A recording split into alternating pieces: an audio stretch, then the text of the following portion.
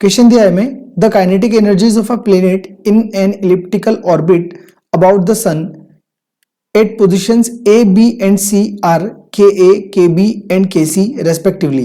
A C is the major axis and S B is perpendicular to A C at the position of the sun S as shown in the figure. Then देखिए यहाँ पे अपने को उन्होंने क्या दे रखा है कि काइनेटिक एनर्जीज अपने को पूछी है पर्टिकुलर एक ऑर्डर के अंदर.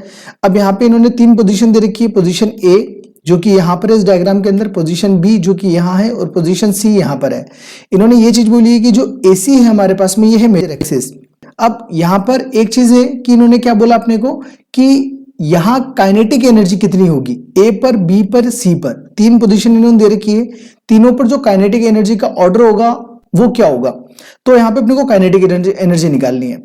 अब देखिए हमारे पास में जो काइनेटिक एनर्जी का फॉर्मूला होता है, काइनेटिक एनर्जी इक्वल्स टू होता है हमारे पास में half M V square. Correct. अब एम तो मास हो गया जो कि पर्टिकुलर प्लेनेट के लिए कांस्टेंट रहेगा, यानी कि एम में कोई चेंज नहीं आएगा. तो हमारे पास जो काइनेटिक एनर्जी डिपेंड करेगी वो किसके ऊपर करेगी, वी के ऊपर. अब हम ये मान के चलते हैं कि मान लीजिए हमारा प्लेनेट जब यहां पर होगा, यहां पर होगा और यहां पर होगा, तो उस केस में उसकी वेलोसिटी कितनी होगी. तो देखिए जो हमारे पास वेलोसिटी निकालने का तरीका होता है वो क्या होता है, केपलर का एक सेकंड लॉ है हमारे पास में, केपलर्स लॉ. ठीक है, जिसमें सेकंड लॉ के अकॉर्डिंग केपलर ने क्या बोला था कि कोई भी प्लेनेट जब एक इलिप्टिकल ऑर्बिट में मूव करता है तो उसका जो एंगुलर मोमेंटम होता है एल, वो क्या होता है, हमेशा कांस्टेंट होता है. ठीक है, यानी कि एमवीआर हमेशा क्या होता है, कांस्टेंट होता है. दैट मींस जो भी एंगुलर मोमेंटम सी पोजीशन पे होगा वो का वो एंगुलर मोमेंटम बी पर भी होगा और वो का वो ए पर भी होगा. ठीक है, तो इस सेकंड लॉ के अकॉर्डिंग हम लोग ये बोल सकते हैं कि V1 R1 is equals to होता है V2 R2. ठीक है, V1 R1 यानी कि अपन इसको ऐसा भी बोल सकते हैं V मिनिमम R मैक्सिमम. ठीक है, equal to V maximum R minimum. इसका सिंपल सा मीनिंग ये है कि जहां पर R यानी कि जो डिस्टेंस होगा प्लेनेट का सन से वो अगर ज्यादा होगा तो उस जगह पर जो वेलोसिटी होगी वो कम होगी. ठीक है, और जहां पर डिस्टेंस कम होगा, ठीक है, वहां पर वेलोसिटी क्या होगी, ज्यादा होगी. अब यहां पे अगर हम इस डायग्राम के अंदर देखें तो इस डायग्राम के अंदर हमारे पास जो सी पॉइंट है ये वाला, यहां पे अगर आप देखोगे तो देखिए सन कहां पर है, एस पर, इस जगह पे. अब यहां से ये जो डिस्टेंस है ये क्या हो गया, आर मैक्सिमम हो गया. तो इस केस में यहां पर जो वेलोसिटी होगी वो क्या होगी, मिनिमम होगी.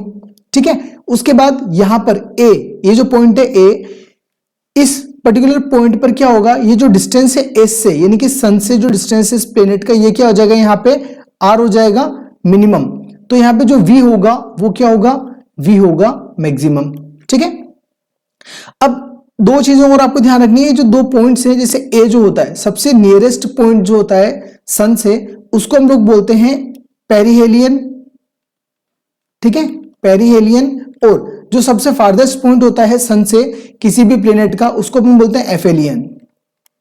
क्लियर है, ये दो नाम है, ये आपको ध्यान रखने हैं. अब यहां पे कुल मिला के बात ये है कि सबसे पास वाला जो पॉइंट है वहां पर जो वेलोसिटी होगी वो मैक्सिमम होगी, और जो सबसे दूर वाला पॉइंट है वहां पे उस प्लेनेट की जो वेलोसिटी होगी वो मिनिमम होगी.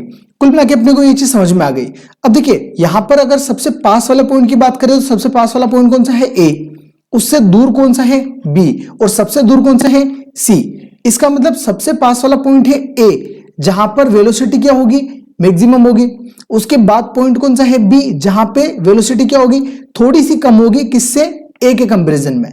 फिर उसके बाद में पॉइंट कौन सा है, सी. तो सी पे क्या होगी, सबसे कम होगी यानी कि मिनिमम होगी. क्लियर है. अब जहां पर वेलोसिटी सबसे ज्यादा है वहां पे काइनेटिक एनर्जी क्या होगी, सबसे ज्यादा होगी. तो हम लोग क्या लिख सकते हैं, काइनेटिक एनर्जी ज्यादा होगी कहां पर, ए पर सबसे वेलोसिटी ज्यादा है तो काइनेटिक एनर्जी ए पे सबसे ज्यादा होगी.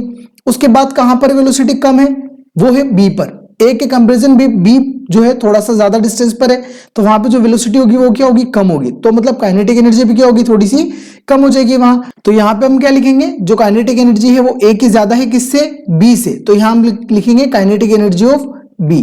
ठीक है, मतलब kinetic energy of A is greater than to kinetic energy of B. और उसके बाद सी पॉइंट की बात करें तो सी पॉइंट पे वेलोसिटी सबसे कम है, दैट मींस काइनेटिक एनर्जी वहां पे सबसे ज्यादा कम होगी। तो हम क्या लिखेंगे, greater than kinetic energy at C. इसका मतलब क्या हुआ कि ए पर काइनेटिक एनर्जी सबसे ज्यादा, उससे कम बी पर और उससे कम सी पर। ठीक है, तो ये ऑर्डर हमारे कौन से ऑप्शन से मैच करेगा, ये हमारे सेकंड ऑप्शन से मैच करेगा। तो second is the correct answer. Okay.